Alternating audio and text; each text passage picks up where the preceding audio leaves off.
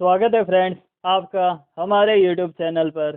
Friends, यदि आप SSC railway की तैयारी कर रहे हो तो फ्रेंड मैं आपके लिए आज रेशियो एंड प्रपोर्शन टॉपिक लाया हूँ। फ्रेंड, मैं आपको इसमें रेशियो एंड प्रपोर्शन बेसिक से बताऊंगा और फ्रेंड मेरी गारंटी है आप चुटकियों में किसी भी क्वेश्चन को सोल्व कर सकेंगे। फ्रेंड, यदि ये क्वेश्चन पेपर में आएगा रेशियो एंड प्रपोर्शन से तो फ्रेंड आप 10 सेकंड में उसका आंसर कर दोगे। सबसे पहला फ्रेंड हमारे पास आता है रेशियो। रेशियो क्या होता है फ्रेंड? जैसे कि हमें दिया गया है ए अनुपात बी बराबर 3:5। तो फ्रेंड ये होता है रेशियो। अब फ्रेंड अब हमारे पास जैसे कि ये चार संख्या भी हो सकती है, जैसे ए अनुपात बी अनुपात सी अनुपात में डी, 3:4:5:6, ये रेशियो होता है। फ्रेंड अब मैं आपको पहले रेशियो के बेसिक बताता हूँ। फ्रेंड यदि हम अनुपात में किसी भी संख्या से गुणा या भाग कराए तो उनके अनुपात में कोई परिवर्तन नहीं होता। जैसे कि मेरे पास वैल्यू दी गई है 6 की वैल्यू है 54, मेरे पास 1 की वैल्यू आ गई 9। इसी प्रकार में 3 की वैल्यू 27, 4 की वैल्यू 36, 5 की वैल्यू 45। मैंने ये सारी वैल्यू निकाल ली। अब फ्रेंड मैं देखता हूँ 27:36:45 में 54। अब मैं इसको वापस कैंसिल करूंगा तो मेरे पास वही अनुपात आएगा 3:4:5:6, या 27:36:45:54। ये भी इसी रेशियो में है। इसका मतलब हम रेशियो सोल्व करते हैं तो हम किसी भी संख्या से गुणा या भाग कराने पर उनके अनुपात में कोई परिवर्तन नहीं होता। इसी प्रकार हम इसको ऐसे भी समझ सकते हैं कि 3x अनुपात 4x अनुपात 5x अनुपात 6x कि x की किसी भी वैल्यू होने पर इनके अनुपात में कभी भी कोई परिवर्तन नहीं होगा। अब अगला पॉइंट आता है हमारे पास a अनुपात b अनुपात में c, 20:30:50। हमारे पास आ गया 2:3:5। तो फ्रेंड अब हमें बोला जाए कि a अनुपात b निकालो या b अनुपात में c निकालो या a अनुपात में c निकालो। हमें किसी भी वैल्यू दी गई हो हम उसका अनुपात निकाल सकते हैं। जैसे कि हमारे पास आ जाएगा a अनुपात में b बराबर 2:3। हमारे पास आ गया b अनुपात c मतलब 3:5। हमारे पास आ गया a अनुपात में c मतलब 2:5। अगला पॉइंट, अनुपात हमेशा एक इकाई में होना चाहिए। जैसे कि मेरे पास दिया गया ए बराबर में 20 किलोग्राम और बी बराबर में 20 घंटे। इसका मतलब ए तो मुझे दिया गया 20 किलोग्राम, इसका मतलब ए मेरे पास है द्रव्यमान, और बी बराबर में 20 घंटे, ये हमें दिया गया समय। कभी भी अनुपात अलग अलग इकाई में नहीं हो सकता, इसीलिए ए अनुपात में भी हम इसका अनुपात कभी नहीं निकाल सकते। अनुपात हमेशा एक ही इकाई में निकलेगा। अगला क्वेश्चन, ए बराबर में 20 किलोग्राम 20 किलोमीटर प्रति घंटा। इसका मतलब अब हमारे पास आ गया 20 किलोमीटर प्रति घंटा। मैंने आपको ये time speed and distance topic में भी बताया था। ये हमारे पास होगी चाल। चाल बराबर होती है दूरी बटा समय। ये हमारे पास है किलोमीटर प्रति आवर। ये हमें चाल दी गई है और बी बराबर में 20 घंटे। इसका मतलब भी हमारे पास है समय। समय और चाल का कभी भी कोई संबंध नहीं हो सकता। अनुपात हमेशा एक ही इकाई में होगा। या तो समय समय का हो सकता है या चाल चाल का अनुपात हो सकता है। कभी भी चाल और समय का अनुपात नहीं हो सकता। तो इन दोनों के बीच कोई संबंध नहीं है, अतः इसका अनुपात भी हम नहीं निकाल सकते। अगला पॉइंट, ए बराबर में 10 किलोग्राम और बी बराबर में हमारे पास 100 ग्राम। अब हमारे पास दिया 10 किलोग्राम और ये 100 ग्राम। हम ऐसे तो इसका अनुपात कभी नहीं निकाल सकते, लेकिन हम किलोग्राम को यदि ग्राम में बदल दें तो हम इसका अनुपात निकाल सकते हैं। हमें पता है कि 1 किलोग्राम बराबर होता है 1000 ग्राम। इसका मतलब यदि मैं किलोग्राम की जगह पर 1000 से गुणा करवा दूँ तो मेरे पास ये ग्राम में बदल जाएगा। अब मैं ग्राम और ग्राम का अनुपात निकाल सकता हूँ। तो फ्रेंड सबसे पहले मैंने इसको किया 10 इंटू में 1000, मेरे पास आ गया 10,000 ग्राम। बी बराबर में मेरे पास 100 ग्राम। अब मैं 10,000 और 100 का अनुपात निकाल सकता हूँ, जो मेरे पास आ गया 100:1। अगला, ए हमेशा होता है प्रथम पद और बी हमेशा होता है अंतिम पद। फ्रेंड मैंने पहले आपको बताया कि अनुपात, अब मैं आपको बताता हूँ कि समानुपात क्या होता है, प्रपोर्शन क्या होता है। जब दो अनुपात बराबर हो ये हमेशा समानुपात होता है। फ्रेंड जब भी ऐसा आ जाए तो हम इसको ए बटे बी बराबर सी बटे डी करेंगे। अनुपात हमेशा भाग में चला जाएगा, ए बटे बी बराबर में सी बटे में डी। अब फ्रेंड ए डी बराबर बी सी वज्र गुणनफल या त्रिची गुणा करवा लेंगे। इसका मतलब हमारे पास आ गया बाह्य पदों का गुणनफल बराबर में आंतरिक पदों का गुणनफल। मैंने इसमें जो जो स्थितियां बन सकती है वो सभी मैं आपके लिए लाया हूँ। फ्रेंड यदि आप ये क्वेश्चन कर ले तो एसएससी रेलवे इनमें बहुत से क्वेश्चन बन सकते हैं इसमें से। फ्रेंड वो सभी मैंने इसमें अपलोड किए। जैसे कि मेरे पास आती स्थिति सेकंड। फ्रेंड इसका क्वेश्चन नॉर्मली डायरेक्ट पूछा जा सकता है पेपर में, जैसे कि मध्यानुपाती निकालना, मीन प्रपोर्शन निकालना। इसका सीधा फॉर्मूला होता है एक्स बराबर में रूट ए बी। यदि हमें फॉर्मूला याद होगा फ्रेंड हम 10 सेकंड के अंदर किसी भी क्वेश्चन का आंसर निकाल सकते हैं। जैसे कि हमारे पास एग्जाम्पल के रूप में क्वेश्चन आ गया ए अनुपात में बी बराबर में 9 अनुपात में 4। तो इसका सीधा फॉर्मूला होता है हमारे पास एक्स बराबर में रूट में ए बी, मतलब रूट में ए बी रूट में 9 इंटू में 4। कभी भी हमारे पास ऐसे दिया हो ए अनुपात बी बराबर में 9 अनुपात में 4, इसका मतलब ए की वैल्यू होगी 9 और बी की वैल्यू होगी 4। अब हमारे पास सूत्र में एक्स बराबर में रूट में ए बी, तो रूट में 9 इंटू में 4 मेरे पास हो गया रूट 36। इसका मतलब बराबर में हमारे पास आ जाएगा 6। अगला क्वेश्चन ए अनुपात में बी बराबर में 16 अनुपात में 4। फिर से हम वही फॉर्मूले का यूज करेंगे, एक्स बराबर में रूट में ए बी रूट में 16 इंटू में 4 मेरे पास आ गया 64 रूट 64, तो इसका हो जाएगा 8। इसी प्रकार किसी भी क्वेश्चन को हम फॉर्मूले के द्वारा 10 सेकंड के अंदर निकाल लेंगे। अगला क्वेश्चन जब हमें दिया गया हो कि प्रथमानुपाती निकालो, हमें 3 संख्या दी हुई होंगी और हमसे बोला जाएगा कि उसका प्रथमानुपाती निकालो। तो फ्रेंड इसका सूत्र होता है एक्स बराबर में ए बी बटा सी। फ्रेंड मैं आपको इसको बता सकता हूँ कि ये फॉर्मूला कहाँ से निकला। हमारे पास है एक्स अनुपात ए समानुपात है बी अनुपात सी। तो सबसे पहले हमारे पास हो जाएगा एक्स बटे ए बराबर में बी बटे सी। तो फ्रेंड मैंने इसमें ये वज्र गुणनफल तिरछी गुणा करवा दी, तो एक्स बराबर में हमारे पास आ गया ए बी बटा सी। इस प्रकार फ्रेंड हमें फॉर्मूले को याद रखने की भी जरूरत नहीं है, हम फॉर्मूले को निकाल भी सकते हैं क्वेश्चन के माध्यम से ही। जैसे कि हमें क्वेश्चन दे दिया 4 7 27 और 3, इसका प्रथम अनुपात निकालो। तो फ्रेंड मेरे पास हो जाएगा एक्स अनुपात में 4 दिया हुआ है और 27 अनुपात में 3। फ्रेंड मैं इसको बिना फॉर्मूले भी निकाल सकता हूँ, एक्स बटे में 4 बराबर में 27 बटे में 3। इसका मतलब मैं तिरछी गुणा करूँगा 4 इंटू में 27 बटे में 3।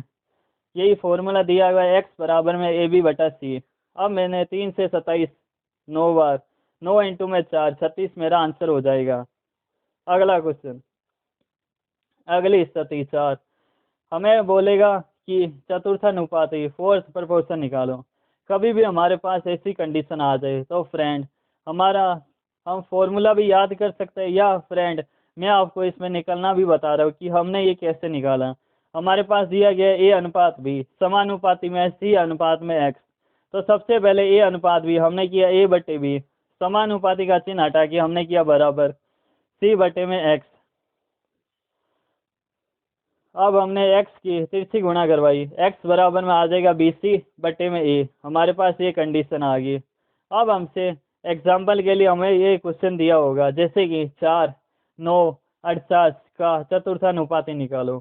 तो फ्रेंड हमें जब भी ऐसी वैल्यू दी गई है तो पहली वैल्यू होगी वो ए होगा, दूसरी वैल्यू होगी जो बी होगा, तीसरी वैल्यू होगी वो हमेशा सी होगा। इस प्रकार फ्रेंड हमें दिया गया ए बराबर में 4 बी बराबर में 9 और सी बराबर में हमारे पास 48, और हमारे पास कंडीशन आ गई एक्स बराबर में बी सी बटा ए।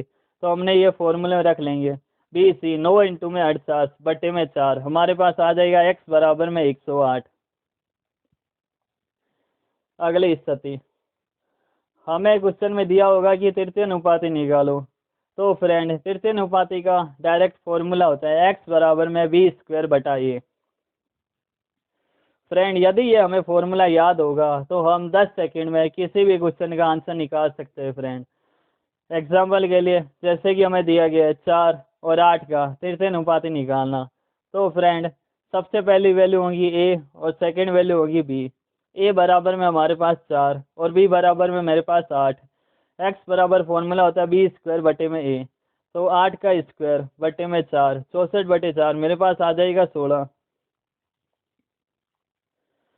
अगला, अब मेरे पास दिया गया है कोई संख्या दी गई होंगी जैसे कि ए अनुपात बी 3:5। ये एग्जाम्पल हमने मान लिया और हमें देगा कि वर्गानुपात निकालो। इसका मतलब हमें इस ए का स्क्वायर और बी का स्क्वायर मतलब 3 का स्क्वायर करेंगे और 5 का स्क्वायर करेंगे, 9:25। ये इसका आंसर हो जाएगा। इसी प्रकार हमें दिया हुआ हो सकता है कि किसी संख्या का वर्गमूलानुपाती निकालो। वही सेम हमें संख्या दी गई होगी जैसे कि 16:64 और इसका वर्गमूलानुपाती निकालो। तो फ्रेंड √16 किया हमने, √16 बराबर में हमारे पास आ जाएगा 4:64। 64 का रूट आ जाएगा हमारे पास 8। 4:8, 1:2। अगली कंडीशन हमें दी गई हो सकती है ये घनानुपाती निकालो। फ्रेंड जैसे कि हमें संख्या दे दी 3:5 और हमें बोला जाए कि इसका घनानुपाती निकालो।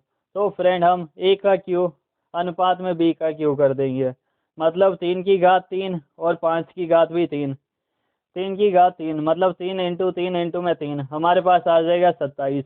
5 की घात 3 मतलब 5 इंटू में 5 इंटू में 5 हमारे पास आ गया 125। 27 अनुपात में 125।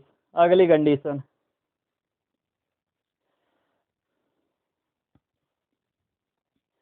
हमें दिया गया हो सकता है कि किसी संख्या का घन मूलानुपाती निकालो। जैसे कि हमें कोई संख्या दे दी 27 और 64 और हमसे बोला जाए कि इसका घन मूलानुपाती निकालो। तो हम इसकी घात 3 क्यूब रूट कर देंगे। तो फ्रेंड जब भी हमसे ऐसी कंडीशन आ जाए तो 27 होता है 3 इंटू 3 इंटू में 3, इसका मतलब एक बार 3 आ जाएगा।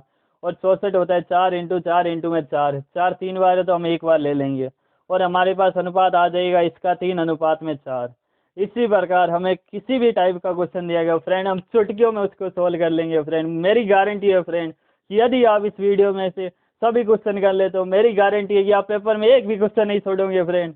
अगला क्वेश्चन हमने दिया गया है ए अनुपात में बी बराबर बी अनुपात में सी बराबर में सी अनुपात में डी बराबर में 3:2 कि हमें दिया गया ए अनुपात बी भी है 3:2, बी अनुपात सी भी है 3:2 और सी अनुपात डी भी हमारे पास है 3:2। सबसे पहले हम इसको लिख लेंगे ए अनुपात बी अनुपात सी अनुपात में डी। सबसे पहले है 3:2 तो हमने लिख लिया ए अनुपात बी की जगह। अगला हमारे पास बी अनुपात सी तो हमने अगली लाइन में लिख लिया 3:2। अगला हमारे पास सी अनुपात में डी, इसी प्रकार हमने लिख लिया 3:2। फ्रेंड कभी भी आपके पास ऐसा क्वेश्चन आ जाए आप इसको चुटकियों में सोल्व करेंगे फिर।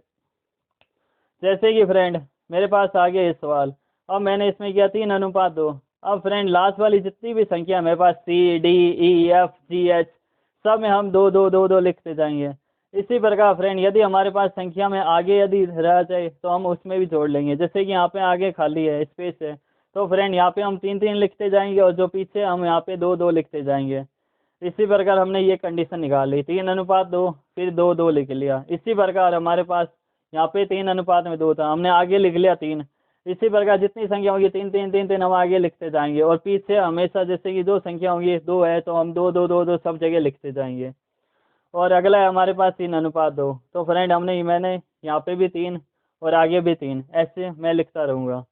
अब फ्रेंड अब सब संख्याओं का हम गुणा करवा लेंगे 3:3 3 3 और 3 मेरे पास हो गया 3 इंटू में 3 9 9 इंटू में 3 27। फ्रेंड यदि ये संख्या आपस में घट रही हो तो हम इसको काट भी सकते हैं। 3:2 2 3 और 3 3 इंटू में 3 9 9 इंटू में 2 18 मेरे पास संख्या आ गई 18।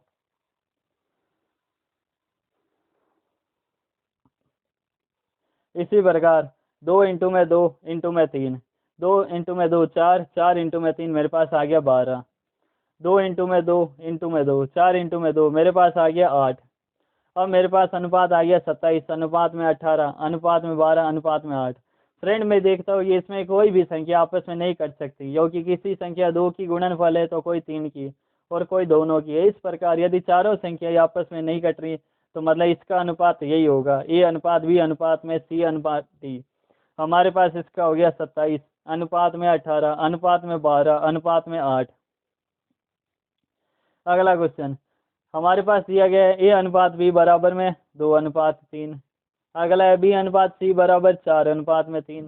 अगला है मेरे पास सी अनुपात डी 3 अनुपात में 5। और अगला है डी अनुपात में ई 1 अनुपात में 2। फ्रेंड जब भी मेरे पास ऐसी कंडीशन आ जाए तो सबसे पहले फ्रेंड मैंने जैसे लिखा है 2 अनुपात 3, अब पीछे जितना भी है सी डी ई एफ सब में मैं 3 3 3 3 लिखता रहूँगा। इसी प्रकार अगला मेरे पास है 4 अनुपात 3, तो 4 के आगे जैसे ए है तो ए की जगह पर भी मैं 4 लिखूंगा और पीछे जो संख्या है 3 तो मैं सब जगह 3 लिखता रहूँगा। इसी प्रकार हो गया 3 अनुपात में 5, तो फ्रेंड मैं आगे 3 3 लिखता रहूँगा और पीछे 5 तो मैं यहाँ पे 5 5 लिखता रहूँगा। अगला है मेरे पास 1 अनुपात में 2, इसका मतलब 2 लास्ट में इसके बाद कोई संख्या नहीं है, लेकिन आगे 3 संख्या ए बी सी मैं सब जगह 1 अनुपात 1 अनुपात 1 अनुपात 1 लिखता रहूँगा। अब फ्रेंड अब मेरे पास सारी संख्या आ गई ए बी सी डी ई। अब फ्रेंड सब की मैं आपस में गुणा करवा दूंगा। 4 इंटू में 2 8, 8 इंटू में 3 बराबर मेरे पास आ गया 24। 3 अनुपात 4 12, 12 इंटू में 3 36। अगला 3 इंटू में 3 9, 9 इंटू में 3 27। अगला 3 इंटू में 3 9, 9 इंटू में 5 45। 3 इंटू में 3 9, 9 इंटू में 5 45, 45 इंटू में 2 90। अब मेरे पास अनुपात आ गया 24, अनुपात 36, अनुपात 27, अनुपात 45, अनुपात में 90। फ्रेंड अब मैं इनमें देखता हूँ ये सभी संख्याओं में 3 की गुणा हो रही है, इसका मतलब मैं 3 सब में से काट सकता हूँ। मैंने सब में से 3 से विभाजित कर दिया। अब 3 से 24 गया 8, 3 से 36 12 बार, 3 से 27 9 बार, 3 से 45 कट गया 15 बार और 3 से 90 कट गया 30 बार। अब मैं देखता हूँ कि 8 12 9 15 और 30 ये आपस में नहीं कट सकती, इसका मतलब यही इसका अनुपात होगा, ए अनुपात बी अनुपात सी अनुपात में डी अनुपात ई। इसका अनुपात आ गया मेरे पास 8 अनुपात 12 अनुपात में 9 अनुपात 15 अनुपात में 30। अगला क्वेश्चन बी को ए व सी का 2/3 हिस्सा मिलता है व ए को बी व सी का आधा हिस्सा मिलता है, तो ए अनुपात में बी अनुपात सी बताओ। सबसे पहले हमें दिया गया बी अनुपात ए व सी का 2/3, इसका मतलब ए प्लस सी का 2/3, तो मेरे पास आ गई बी की वैल्यू 2 और ए प्लस सी। इसने हमें दिया गया था बी बटे में ए प्लस सी बराबर में 2 बटे में 3, इसका मतलब हमारे पास हो गया था बी की वैल्यू 2 और ए प्लस सी का अनुपात 3। यही मैंने यहाँ पे लिख लिया, बी अनुपात ए प्लस सी 2 अनुपात में 3। अगला मुझे दिया गया ए को बी व सी का आधा हिस्सा मिलता है, इसका मतलब ए अनुपात में बी प्लस में सी ये आधा हिस्सा मतलब 1 बटे में 2। ए का अनुपात है 1, बी प्लस सी का अनुपात है 2। फ्रेंड मैंने आपको स्टार्टिंग में जब कुछ इंपॉर्टेंट पॉइंट बताए मैंने आपको बताया था कभी भी इसके अनुपात में कोई परिवर्तन नहीं होता। जैसे कि हम किसी संख्या से गुणा करवाए भाग करवाए, कभी भी कुछ भी संख्या से हम गुणा भाग कुछ भी कराएंगे लेकिन इसके अनुपात में कभी भी परिवर्तन नहीं हो सकता। लेकिन हम यहाँ देखते हैं कि यहाँ पर बी अनुपात ए प्लस सी का मेरे पास आया 5, जबकि यहाँ पे मैं देख रहा हूँ ए अनुपात बी प्लस सी आया मेरे पास 3। कभी भी ऐसा नहीं हो सकता कि अनुपात दो अलग लगाए, हमेशा इनका अनुपात सेम आएगा। तो फ्रेंड यहाँ पे मेरे पास है 5, यहाँ पे मेरे पास है 3। सबसे पहले मैं 5 और 3 को बराबर करूँगा। मैंने 5 की 3 से गुणा करवाई, मेरे पास आ गया 15 और यहाँ पे मैं 3 की 5 से गुणा करवा दूंगा, मेरे पास आ जाएगा 15। अब मैं देखता हूँ कि दोनों अनुपात मेरे पास बराबर हो गए, यहाँ पर भी 15 यहाँ पर भी 15। अब मैं जो 3 से गुणा करवाई है वो इनके अनुपात से भी मैं गुणा करवाऊंगा। 3 की 2 से गुणा करवाई मेरे पास आ गया 6, 3 की 3 से गुणा करवाई मेरे पास आ गया 9। इसी प्रकार 5 की 1 से कराई मेरे पास आ गया 5, 5 की 2 से गुणा करवाई मेरे पास आ गया 10। अब मैं देखता हूँ ये 6 प्लस 9 मेरे पास है 15, 5 प्लस 10 मेरे पास है 15। अब मुझे पता चल गया कि अब इसका अनुपात बराबर है। अब मैं ए अनुपात बी अनुपात सी आसानी से निकाल सकता हूँ। सबसे पहले मेरे पास आ गया बी का अनुपात है मेरे पास 6, ए का अनुपात है मेरे पास 5, लेकिन मेरे पास सी का अनुपात नहीं निकला अभी तक। लेकिन मुझे पता है कि यदि मैं 6 + 9 टोटल मेरे पास इधर भी आया था 15, यहाँ पे भी आया था 15, इसका मतलब इन अनुपात का योग है मेरे पास 15। तो 6 + 5 मेरे पास हो गया 11। सी बराबर में 15 - 11 गया, मेरे पास आ गया 4। अब मेरे पास तीनों अनुपात निकल गए। ए का अनुपात हो गया, ए की वैल्यू होगी 5, बी की 6, सी की 4। अगला क्वेश्चन, सी को ए व बी का 40% हिस्सा मिलता है तथा बी को ए व सी का 75% हिस्सा मिलता है, तो ए अनुपात बी अनुपात में सी बताओ। हमें दिया गया है सी बराबर में ए प्लस बी 40%, मतलब 40/100। मेरे पास आ जाएगा 2/5। कभी भी हमारे पास ये संख्या आ जाए तो सी की वैल्यू हो जाएंगी मेरे पास 2 और ए प्लस बी की मेरे पास हो जाएंगी 5, जो मैंने यहाँ पे लिख दी। अगला मेरे पास दिया गया है कि बी को ए व सी का 75%, मतलब 75/100। मेरे पास आ गया 3/4, 3/4। इसका मतलब बी का हिस्सा है 3 और ए व सी का हिस्सा है 4। अब मैंने यहाँ पे रख दी वैल्यू, सी की वैल्यू 2 + 5, यहाँ पे भी कितना हुआ 7, और यहाँ पे भी 3 + 4 7। मैंने आपको पहले भी बताया कि अनुपात कभी भी नहीं बदल सकता। इसका मतलब यदि यहाँ पे अनुपात बराबर नहीं होता तो हम सबसे पहले अनुपात बराबर करते। यहाँ पर क्वेश्चन में पहले से ही हमें अनुपात बराबर हो गया, इसका मतलब हमें किसी भी टाइप से गुणा या कुछ करवाने की ज़रूरत नहीं है। तो हमारे पास आ गई सी की वैल्यू 2, बी की वैल्यू आ गई हमारे पास 3, लेकिन हमारे पास ए का अनुपात अभी तक हमारे पास नहीं निकला। हम वो कैसे निकाल सकते हैं? हमें पता है कि ए बी सी तीनों का योग होगा मेरे पास 7। बी और सी का मेरे पास आ गया 3 + 2 5। अब मैं ए का निकाल सकता हूँ, 7 में से 5 कटाएंगे, मेरे पास आ गया ए का अनुपात 2। अगला क्वेश्चन, 2a बराबर 3b बराबर में 5c बराबर में 2d, और हमें बोला गया है ए अनुपात बी अनुपात सी अनुपात में डी बताओ। फ्रेंड, कभी भी ऐसे क्वेश्चन आ जाए तो घबराने की हमें कोई ज़रूरत नहीं है। किसी भी टाइप के क्वेश्चन आए फ्रेंड, मैं आपको एक एक टाइप के क्वेश्चन, एक एक क्वेश्चन मैं आपको बताऊंगा फ्रेंड। और मेरी गारंटी है यदि आप इस वीडियो को एंड तक देखते हो और सभी क्वेश्चन सॉल्व करते हो फ्रेंड, तो इससे बाहर कहीं नहीं जाएगा। हमारे पास आ गया ए अनुपात बी अनुपात सी अनुपात में डी। इसका निकालने का तरीका होता है फ्रेंड, यदि हम ए का अनुपात निकाले तो सबसे पहले हम ए की जो वैल्यू है 2 उसको हमने बंद कर दी। बाकी जैसे हमारे पास आ गया 3 × 5 × 2, ये हम यहाँ पे गुणा करवा देंगे। इसी प्रकार हमें बी का अनुपात निकालना है, तो मैं बी की वैल्यू है जो बंद कर दूंगा। बी की वैल्यू मैंने बंद कर दी। अब मेरे पास आ गया 2 × 5 × 2। इसी प्रकार सी का निकालना हो तो सी की वैल्यू बंद, बाकी ए बी और डी की आपस में गुणा करवा दूंगा, जो भी संख्या होगी उसके आगे। ए के आगे 2, बी के आगे 3 और डी के आगे 2, इसका मतलब 3 × 2 × 2। इसी प्रकार हमें डी का निकालना हो तो मैं डी की वैल्यू बंद कर दूंगा और बाकी सारी संख्या ले लूँगा। जैसे कि डी की वैल्यू मैंने बंद कर दी। अब मेरे पास आ गया 2 × 3 × 5, ये मैंने यहाँ पे गुणा करवा दी। अब 5 × 3 15, 15 × 2 मेरे पास आ गया 30, 5 × 2 10, 10 × 2 मेरे पास आ गया 20, 3 × 2 6, 6 × 2 मेरे पास आ गया 12, 5 × 3 15, 15 × 2 मेरे पास आ गया 30।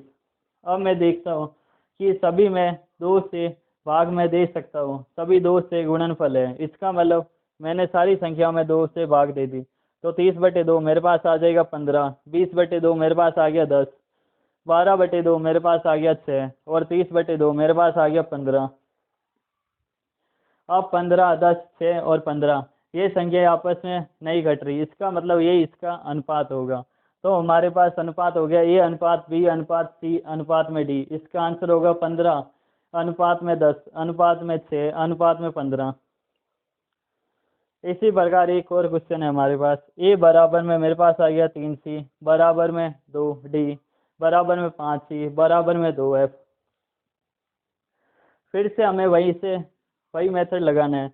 सबसे पहले हमें यदि ए का निकालना हो तो ए के आगे जो भी वैल्यू यहाँ पे, तो ए की वैल्यू है नहीं हमारे पास, नहीं तो किसी भी की हमें निकालनी हो उसकी वैल्यू आगे बंद कर देंगे, बाकी सब की हम गुणा करवाएंगे। जैसे हमें ए निकालना है तो ए को हमने बंद कर दिया, हमारे पास आ गया 3 × 2 × 5 और × 2, मतलब 3 × 2 × 5 × 2। उसी प्रकार हमें सी का निकालना हो तो हम सी को बंद कर देंगे, 1 × 2 × 5 × 2, इस प्रकार सी का निकालेंगे। हमें डी का निकालना होगा तो हम डी को बंद कर देंगे, 1 × 3 × 5 × 2।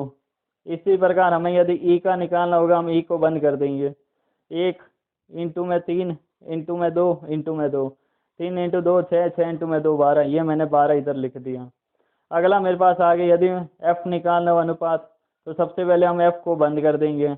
हमारे पास हो गया 1 × 3 × 2 × 5, 5 × 2 10, 10 × 3 30। ये हो गया एफ का।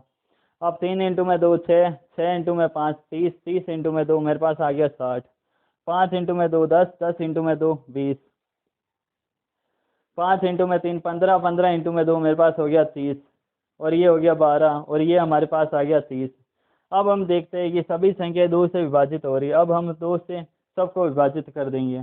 60 से 2 को विभाजित किया, मेरे पास आ गया 30, 20 को 2 से किया 10, 30 में 2 से विभाजित किया, मेरे पास आ गया 15, 12 को 2 से विभाजित किया, मेरे पास आ गया 6, 30 को 2 से विभाजित किया, मेरे पास आ गया 15। अब मेरे पास अनुपात है 30 अनुपात 10 अनुपात 15 अनुपात 6 अनुपात 15। इसका मतलब अब ये संख्या आपस में नहीं कट रही, अब ये इसका अनुपात होगा।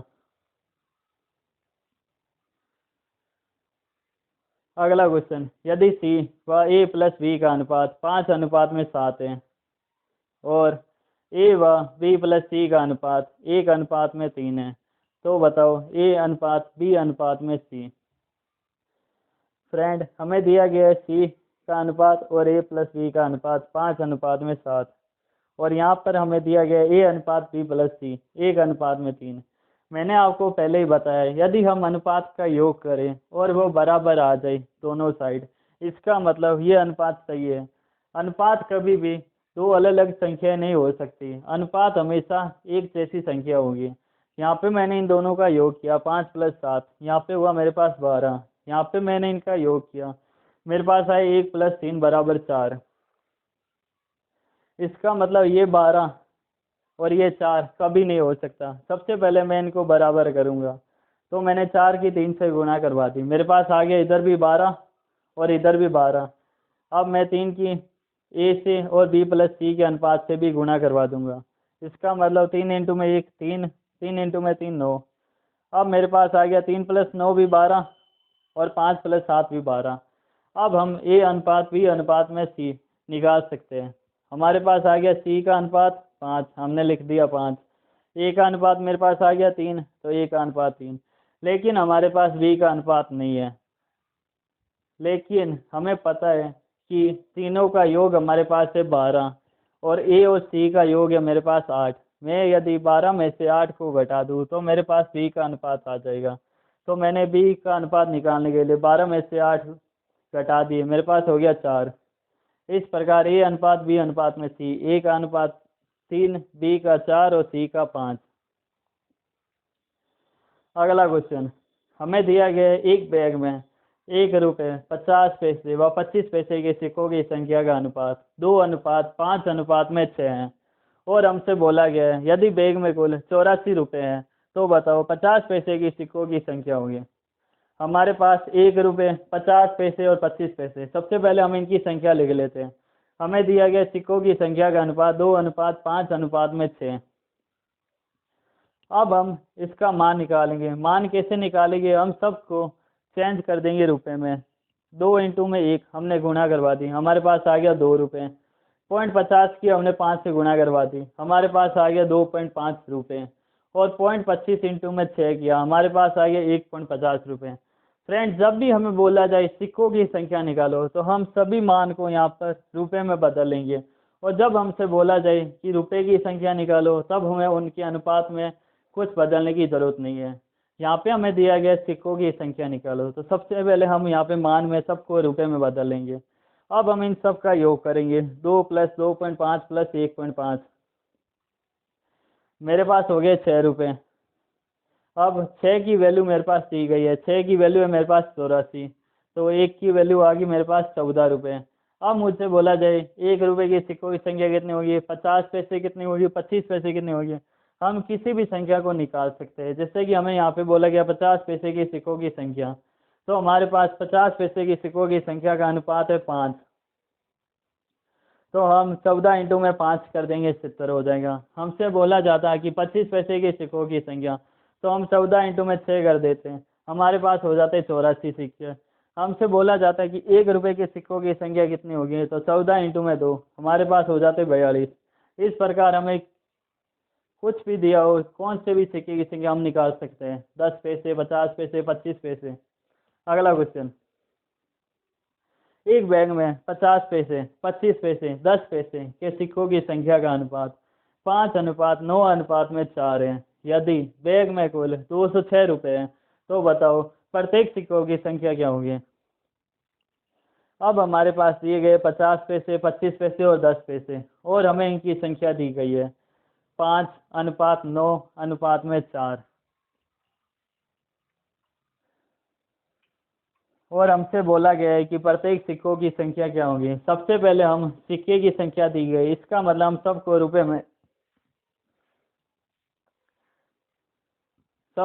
रुपए में बदल लेंगे। हमारे पास हो गया 0.50 इंटू में 5, मेरे पास आ गया 2.5। 0.25 इंटू में 9, मेरे पास आ गया 2.25। 0.10 इंटू में 4, मेरे पास आ गया 0.40। अब सभी मेरे पास रुपए में आ गए। अब मैं इन सब संख्याओं का योग कर लूँगा, जैसे कि 2.5 प्लस 2.25 प्लस में 0.40, मेरे पास इनका योग आ गया 5.15। अब 5.15 रुपये की वैल्यू हमें दी गई है 206 रुपये, इसका मतलब एक की वैल्यू हो जाएंगी मेरे पास 40। अब मुझसे बोला गया है, तो बताओ प्रत्येक सिक्कों की संख्या क्या होगी। हमारे पास अनुपात है 5:9:4, एक की वैल्यू मेरे पास 40, तो 5 की वैल्यू हो जाएंगी 40 इंटू में 5, बराबर में मेरे पास आ जाएगा 200। 9 की वैल्यू क्या होगी, तो 9 इंटू में 40, मेरे पास आ जाएगा 360। 4 की वैल्यू क्या होगी, तो 4 इंटू में 40, मेरे पास आ जाएगा 160।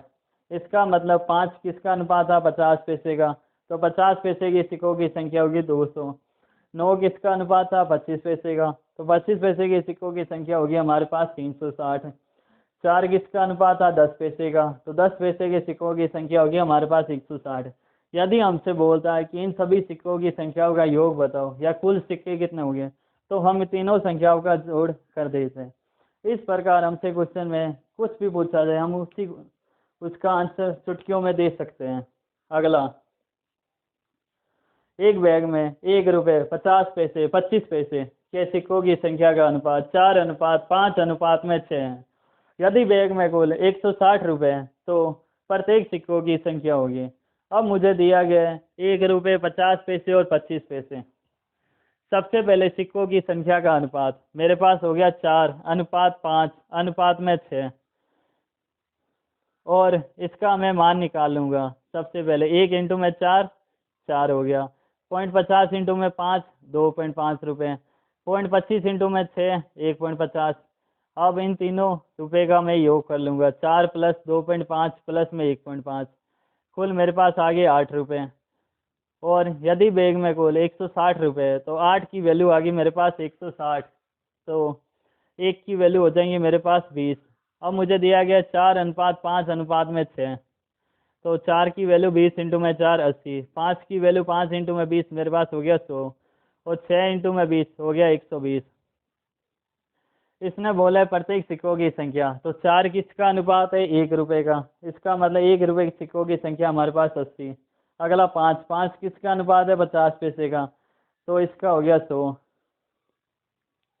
अगला हमें बोला गया 6 किसका है, 25 पैसे की सिक्कों की संख्या, ये होगी 120। इस प्रकार टोटल हमारे पास आ जाएगा 300। प्रत्येक सिक्कों की संख्या बोली 80 प्लस 100 प्लस 120। यदि हमसे बोलता है कुल सिक्कों की संख्या, तो हम सबका योग कर लेते हैं, हमारे पास हो जाता 300।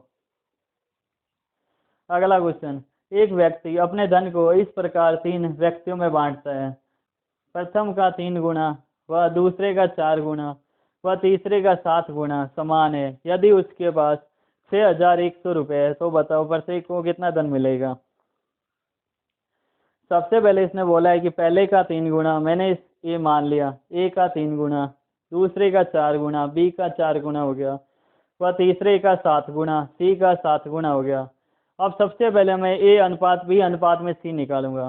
फ्रेंड ये मैंने आपको स्टार्टिंग में बताया था, जब हमसे बोला जाए ए अनुपात बी अनुपात सी निकालो, तो सबसे पहले यदि हमें ए निकालना है तो मैं ए को बंद कर दिया, 7 इंटू में 4 मेरे पास हो गया 28। बी निकालना है तो मैं बी को बंद कर दूंगा, मेरे पास हो जाएगा 7 इंटू में 3 21। और यदि मुझे सी निकालना होगा तो मैं सी को बंद कर दूंगा और 4 इंटू में 3 मेरे पास हो जाएगा 12। अब मैं इन सब का योग कर लूंगा, 28 प्लस 21 प्लस 12 मेरे पास हो गया 61। ए का हो गया 28, बी का 21, सी का 12, इन सब का योग आ गया मेरे पास 61। और उसके बाद कुल 61 रुपये, इसका मतलब 61 की वैल्यू आ गई हमारे पास 6100। अब एक की वैल्यू 100, तो बताओ प्रत्येक को कितना धन मिलेगा। तो मेरे पास ए का अनुपात है 28, तो 28 इंटू में 100 2800 रुपये। बी का 21 इंटू में 100 2100 रुपये। सी का 12 इंटू में 100 1200 रुपये। इस प्रकार प्रत्येक का धन हमने निकाले, ए अनुपात बी अनुपात में सी। जो हमारे पास आ गया, ए को 2800 रुपये मिले, बी को 2100, सी को 1200 रुपये मिले।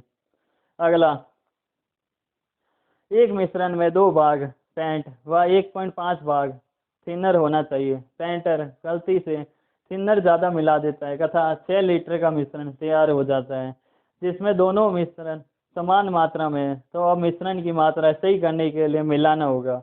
हमारे पास option A 1 litre paint, option B 1 litre thinner, option C आधा लीटर पेंट और आधा लीटर ही थिनर, और ऑप्शन डी आधा लीटर थिनर और 1 लीटर पेंट। सबसे पहले हमें दिया गया 2 भाग पेंट और 1.5 भाग थिनर। और क्वेश्चन में इसने हमें बोला है कि पेंटर गलती से थिनर ज़्यादा मिला देता, लेकिन इसको करना गया था दोनों समान मात्रा में। इसका मतलब ये भी 3 लीटर होना चाहिए था और ये भी 3 लीटर। तो हम देखते हैं कि यहाँ पे तो इसने कर दिया 2 का 3 प्लस में 3 6। तो फ्रेंड हम कर देंगे यहाँ पर 3 प्लस में 1 4 और ये 3 लीटर। इसका मतलब हमने क्या किया, सबकी 2 से गुणा करवा दी। 2 इंटू में 2 4 और 1.5 इंटू में 2 मेरे पास आ गया 3। अब इसने बोला है जिसमें दोनों समान मात्रा है, तो मिश्रण की मात्रा सही करने के लिए हमें मिलाना होगा। तो हम देखते हैं कि ये 3 और ये 4, इसका मतलब 1 लीटर हमारे पास पेंट ज़्यादा आ गया। मतलब ये अनुपात हमारे पास परफेक्ट है 4:3। और हमारे पास अनुपात आ रहे हैं 2 अनुपात में 1.5, इसका हो गया 4:3। हमें यदि मिश्रण को सही करना है तो हमें 1 लीटर पेंट मिला देंगे और हमारे पास इसका अनुपात 4:3 हो जाएगा। दोस्तों यदि आपको मेरा वीडियो पसंद आया तो please like share and subscribe जरूर कीजिए। Thank you friend.